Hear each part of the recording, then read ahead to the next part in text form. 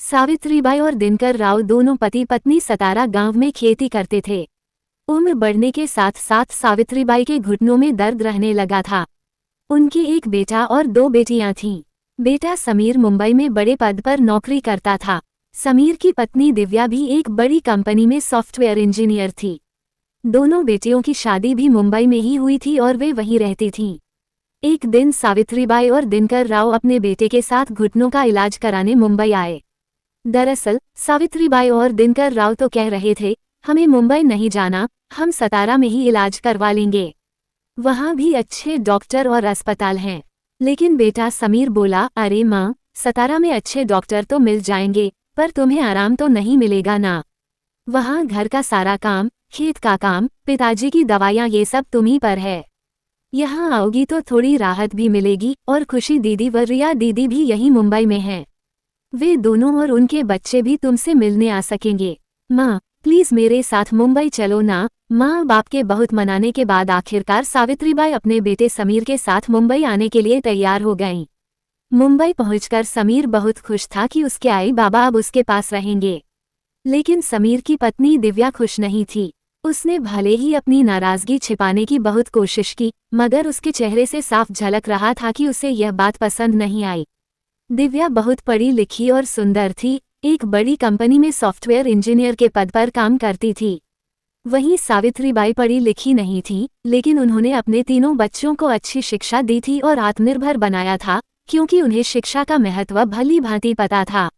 इसी वजह से उन्होंने अपने बेटे के लिए शिक्षित और आत्मनिर्भर दिव्या को बहू के रूप में चुना था। समीर के घर में हर काम के लिए नौकरानी थी। दिव्या घर का कोई भी काम नहीं करती थी, क्योंकि उसे घरेलू कामों में कोई रुचि नहीं थी। सावित्रीबाई और दिनकर राव को दिव्या के ऐसे व्यवहार से कोई शिकायत नहीं थी। वे समझते थे कि दिव्या ऑफिस के काम में दिन भर थक जाती होगी, इसलिए घर और ऑफिस दोनों संभालना मुश्किल है। लेकिन ऑफिस से आने के बाद दिव्या या तो लगातार मोबाइल पर लगी रहती थी या छुट्टी के दिन अपनी सहेलियों के साथ घूमने चली जाती थी। सावित्रीबाई को मुंबई आए 2 हफ्ते हो चुके थे, फिर भी न दिव्या कभी उनके पास बैठती थी, न ठीक से बात करती थी, सिर्फ काम चलाऊ बातें। सावित्रीबाई के आने के बाद से ही समीर ने घर में एक फुल टाइम नौकरानी रख ली थी।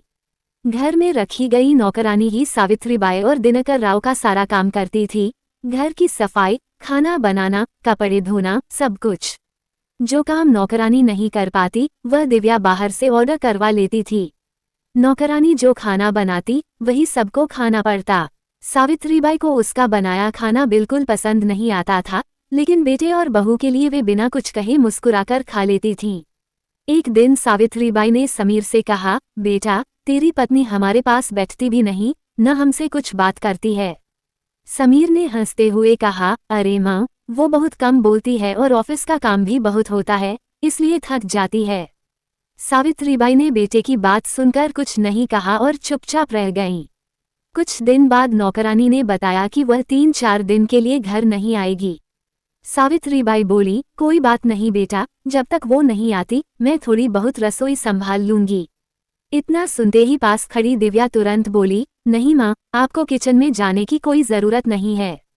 फिर सबको बोलने का और मुझे ताने देने का मौका मिल जाएगा कि कुछ दिन के लिए सास ससुर आए थे और उनकी सेवा भी नहीं कर पाए। दिव्या की यह बात सुनकर सावित्रीबाई और दिनकर राव दोनों समझ गए कि यह ताना सीधे उन्हीं के लिए है। उन्होंने अपमान का घूंट पी लिया और चुपचाप, बिना कुछ कहे, वहीं बैठ गए। पिछले 3 दिनों से घर का खाना और नाश्ता बाहर से मंगवाया जा रहा था। बाहर का खाना बहुत तैलीय और मसालेदार होता था, जिसके कारण दिनकर राव की शुगर लेवल बढ़ गई थी। अगले दिन सुबह सुबह सावित्रीबाई ने बिना किसी को कुछ बताए किचन में जाकर चाय बनानी शुरू की। उन्होंने दिनकर राव और अपने लिए चीनी वाली चाय बनाई और बेटे बहू के लिए अदरक और लेमनग्रास वाली चाय तैयार की। फिर उन्होंने समीर और दिव्या को आवाज देकर उठाया। समीर ने जैसे ही माँ के हाथ की चाय देखी, वो बहुत खुश हो गया, लेकिन दिव्या का चेहरा उतर गया। सावित्रीबाई ने जैसे ही चाय का कप दिव्या के सामने रखा, दिव्या ने मुंह बनाते हुए कहा, मम्मी, मैंने तो आपको किचन में जाने से मना किया था ना। इस पर सावित्रीबाई मुस्कुराते हुए बोली, बहू, तू बस चाय का आनंद ले, तुझे कोई कुछ नहीं कहेगा, और अगर कोई कुछ बोले तो उसे मेरे पास भेज देना।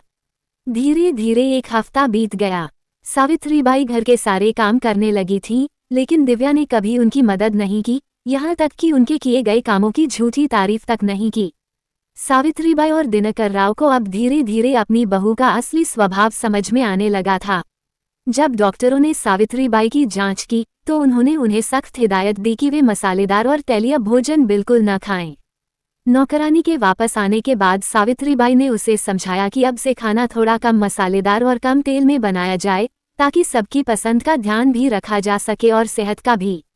लेकिन नौकरानी ने भौहें चढ़ाते हुए गुस्से में कहा, आप मुझे सिखाना छोड़ दीजिए, आप जैसी सास की वजह से ही बहुएं अपने सास ससुर के साथ नहीं रहना चाहती। उसी समय दिव्या ऑफिस जाने की तैयारी कर रही थी। उसने ये सब सुना, पर ऐसे दिखाया जैसे कुछ सुना ही न हो, और चेहरे पर हल्की मुस्कान लिए हंसते हंसते घर से निकल गई। ये सब देखकर दिनकर राव ने सावित्रीबाई से कहा, बहू से बात करना, उसे बोल कि नौकरानी को रोज के खाने की सूची ठीक से बताती रहे और राशन का भी सही इस्तेमाल करे। आखिर हमें तो अपने शरीर की हालत के हिसाब से ही खाना चाहिए। उसी शाम उनकी दोनों बेटियां मिलने आईं। वे दोनों मुंबई में ही रहती थीं और मल्टीनेशनल कंपनियों में ऊंचे पदों पर काम करती थीं। बातचीत के दौरान उन्हें पता चला कि पिता दिनकर राव की शुगर लेवल लगातार बढ़ती जा रही है। तभी बड़ी बेटी बोली, पापा, पहले आप दोनों मेरे साथ डॉक्टर के पास चलिए। वे हमारे फैमिली डॉक्टर हैं और बहुत अच्छे हैं। थोड़ा ना नुकुर करने के बाद दोनों उनके साथ डॉक्टर के पास गए, दवाइयाँ ली और फिर घर लौट आए। घर आने पर सावित्रीबाई ने अपनी दोनों बेटियों से पूछा, बेटा, आज तुम दोनों को छुट्टी थी क्या? दोनों मुस्कुराते हुए बोली, नहीं आई, छुट्टी नहीं थी, हमने छुट्टियां ली हैं। अगले 3 दिन हम आप दोनों के साथ ही रहेंगे और इस बीच आपको मुंबई भी घुमाएंगे। दिनकर राव पुराने विचारों के व्यक्ति थे। उन्हें न तो बेटियों के ससुराल से भोजन लेना पसंद था और न ही बेटियों से पैसे लेना। शाम को जब समीर और दिव्या घर लौटे तो दिव्या का मूड दोनों नंदों को देखकर तुरंत बिगड़ गया। रूम में जाकर उसने समीर से झुंझलाकर कहा, अब क्या तुम्हारी दोनों बहनें भी यहीं रहेंगी? प्लीज किसी न किसी बहाने से इन्हें यहाँ से भेज दो। मैं एक साथ इतने लोगों को इस घर में बर्दाश्त नहीं कर सकती। समीर ने शांत स्वर में कहा, क्या बोल रही हो तुम? जरा धीरे बोलो, अगर किसी ने सुन लिया तो उन्हें बहुत बुरा लगेगा। अगले दिन रविवार था, सभी को छुट्टी थी, इसलिए पूरा परिवार हॉल में बैठा मजे कर रहा था। हंसी मजाक, बातें और हलचल का माहौल था। तभी सावित्रीबाई ने अपनी बहू को आवाज दी, दिव्या बेटा, इधर तो आ, थोड़ी देर हमारे पास बैठ, हमसे थोड़ी बातें कर। हम सब कुछ ही दिनों में वापस जाने वाले हैं। सावित्रीबाई ने अचानक बुलाया तो दिव्या को समझ नहीं आया कि क्या कहे। वह अनमने ढंग से उनके पास आकर बैठ गई, लेकिन पूरा समय मोबाइल में ही देखती रही। थोड़ी देर बाद उसने कोई बहाना बनाया और वहां से उठकर चली गई। अगले दिन सावित्रीबाई ने उसे देखा तो वे उसकी रूम में गईं। उस वक्त दिव्या अकेली थी। सावित्रीबाई ने बहुत प्यार से कहा, बेटा, जब से मैं यहाँ आई हूँ, देखती हूँ कि तू ऑफिस से आने के बाद भी मोबाइल में ही लगी रहती है। न तो घर का कोई काम देखती है, न हमसे बात करती है। बेटा, इंसानों के रिश्ते और घर सिर्फ नौकरी या काम के भरोसे नहीं चलते। थोड़ा तो ध्यान देना पड़ता है बेटा, तभी घर ठीक से चलता है, सावित्रीबाई ने धीरे से कहा। जब से मैं यहाँ आई हूँ, देख रही हूँ कि तू हमेशा उदास रहती है। नौकरानी जो भी खाना बनाती है, तुम वही खा लेते हो, ये सही नहीं है बेटा। जो तुम्हें पसंद है, वो उसे बताओ, उससे बनवाओ। उसे समझाओ कि मसाले और तेल थोड़ा कम डाले और राशन का हिसाब ठीक से रखे। मैं ये सब अपने लिए नहीं, तुम्हारे भले के लिए कह रही हूँ। जब सब स्वाद लेकर खुशी से खाएंगे, तभी स्वास्थ्य भी ठीक रहेगा। सावित्रीबाई इतना ही प्यार से कह पाई थी कि दिव्या अचानक भड़क उठी और ऊंची आवाज में पूरे घर में चिल्लाकर बोली, माँ, सबसे पहले तो आप बिना पूछे मेरी रूम में आई और अब बिना मांगे मुझे ज्ञान दे रही हैं। आप सास लोग क्या समझती हैं, हम बहुएं क्या सिर्फ चलती फिरती मशीनें हैं जो चुपचाप घर का सारा काम करें, सबके ताने सुने और फिर भी एक शब्द न बोलें। आपके बेटे की तरह मैं भी दिन भर काम करती हूँ, मेरा भी दिमाग थकता है। तो क्या मैं नहीं थकती? क्या मुझे भी आराम करने का मन नहीं होता? मुझे पता है आप ये सब बातें सिर्फ अपनी बेटियों को दिखाने के लिए कर रही हैं ताकि उन्हें लगे कि मैं कितनी आलसी हूँ। क्योंकि मैंने लगातार 3 दिन बाहर से खाना ऑर्डर किया था, बस इसलिए। अगर मैंने बाहर से खाना मंगाया तो क्या गुनाह किया? आपको तो समय पर आपका पसंद का खाना मिल रहा था ना, फिर दखल देने की क्या जरूरत थी मेरे किचन में। राशन का हिसाब मैं रखूं या नहीं, उससे आपको क्या फर्क पड़ता है।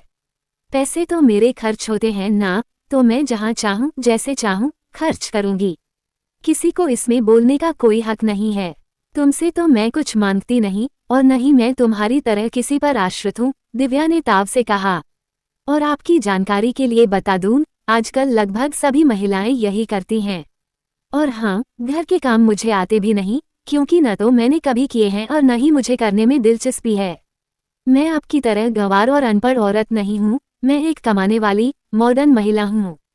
सावित्रीबाई उसकी बातें सुनकर बड़ी आंखों से उसे देखती रह गईं।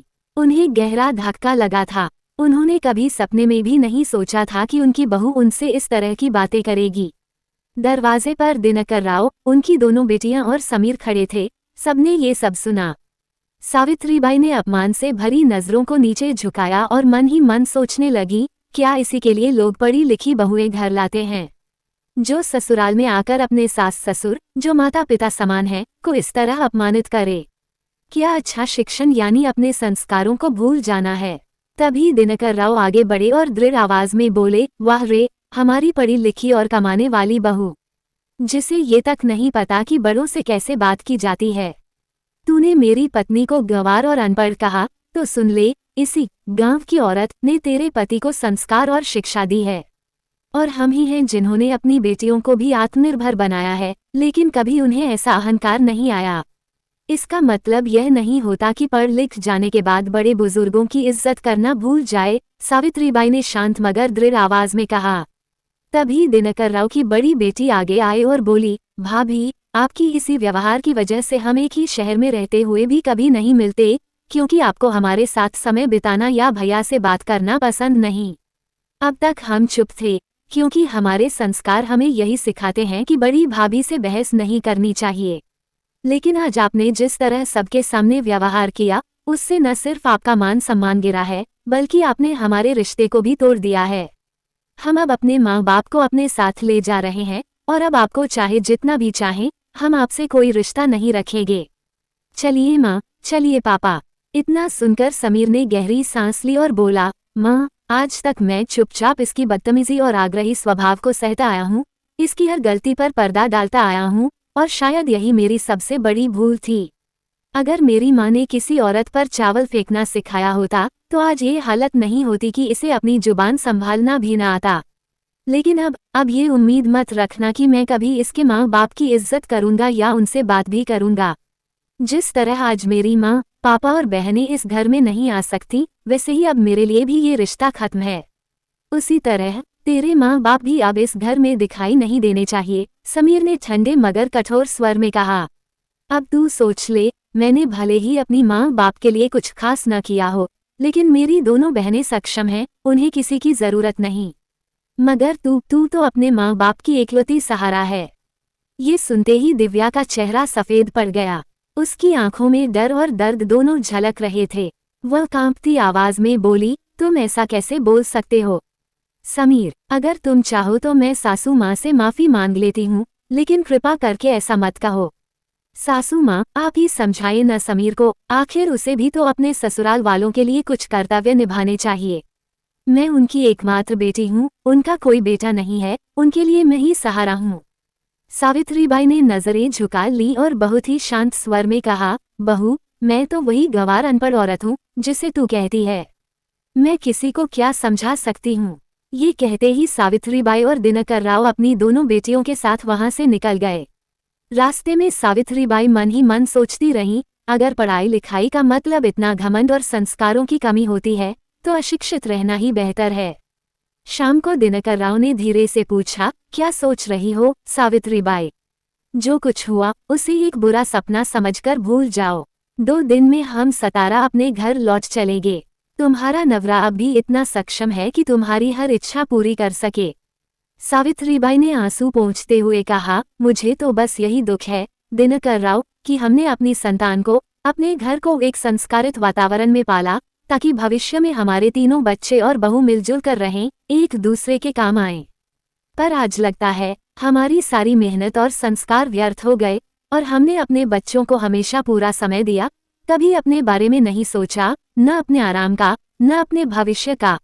हमने कभी कोई बचत भी नहीं की, बस इतना चाहा कि हमारे बच्चे अच्छे इंसान बने, संस्कारवान बने, शांति और प्रेम से जीवन जिएं। पढ़ी लिखी बहू लाने का विचार भी इसी उम्मीद से किया था कि घर में समझ, सम्मान और खुशहाली बढ़ेगी, पर जैसा सोचा था वैसा कुछ भी नहीं हुआ। ये कहकर सावित्रीबाई फूट फूट कर रोने लगी। दिनकर राव ने उन्हें सहारा देते हुए कहा, अब बस करो सावित्री, जो हुआ सो हुआ, भगवान सब ठीक करेगा। दोनों की आंखों से आंसू बहने लगे। उनके मन में केवल एक चीज रह गई कि उन्होंने अपनी जिंदगी बच्चों के लिए समर्पित कर दी, पर बदले में मिला तो बस अपमान और दूरी। दोस्तों, क्या आपके आसपास भी ऐसी कोई बहू है? अगर आपको ये कहानी पसंद आई हो तो वीडियो को लाइक करें, चैनल को सब्सक्राइब करें और बेल आइकॉन दबाकर ऑल नोटिफिकेशन पर सेट करें ताकि अगली कहानी सबसे पहले आप तक पहुंचे।